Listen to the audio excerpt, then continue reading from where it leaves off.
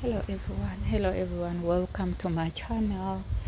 So next week we can see lana uMusa and uSamke bazikhiphile nkosi yami basayoshaywa ngumoya.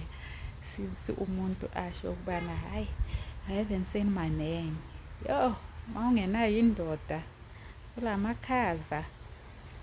We can see ke nabazikhiphile lana baya nje and go and have a picnic. Kumnandi nje kumnandi. uSamke even bought a gift for uMusa Mseleko. She's even saying ukubana it's only fair ukubana I also bring you something nyana small, because yini le bakayikhipha ebhegeni nkosi yami. So we can see lana nakhona uMacele no Sne, they've gone for their manicures nkosi yami, bazenza amazipho abontombo ukuthi babe bahle. Continue lana sibona ukuthi uSne is telling uMacele ukuthi yes, there are people that she doesn't like and she doesn't want to be associated with. How? Because who are those people nkosi yami? Because who are those people? Is it the newly stepmom? Who are those people? Because le ndaba ize iphuma kuMusa. uMusa is the one who told uMacele ukuthi there are people that Sne doesn't like. Anything eyabibuya kuMusa to uMacele, which means indaba ka-number 5. Number 5 nkosi yami.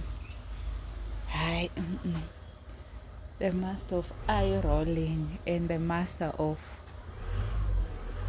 the mixed mosh. Hayi nje ngathi nje hayi, it's not going to go as we are expecting it to go.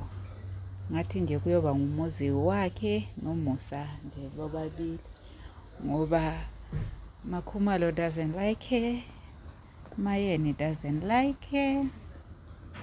uMacele got that thing ukuthi hey, you are welcome but don't expect me to help you with anything. So kahle kahle you are on your own.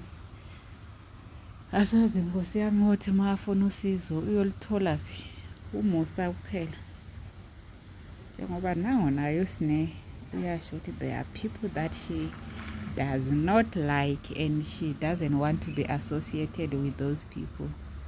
And akabasho labo bantu ukuthi ngobani. Hayi makunguSne, uSne will bring the hottest izigaqa nkosi yami, izigaqa ezishisa be eziyabe zibuya kuSne.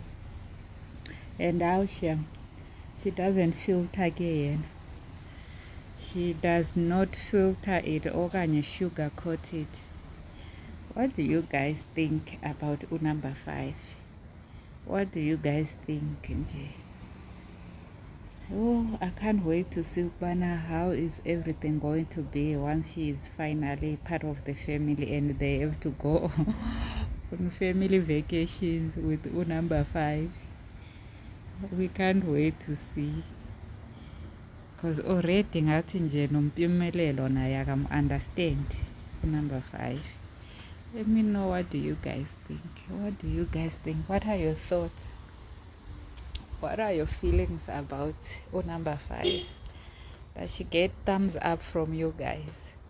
Because I know some people here loves uMakhumalo, some people loves uMangwabe for retaliating after she was promised to Kubana there will be no other wife because she'll be the last one. Umayeni yena ayishe uyazi-enjoyela oshabeni nkosi yami. Don't forget to like, share and subscribe. Can't wait to see our next week.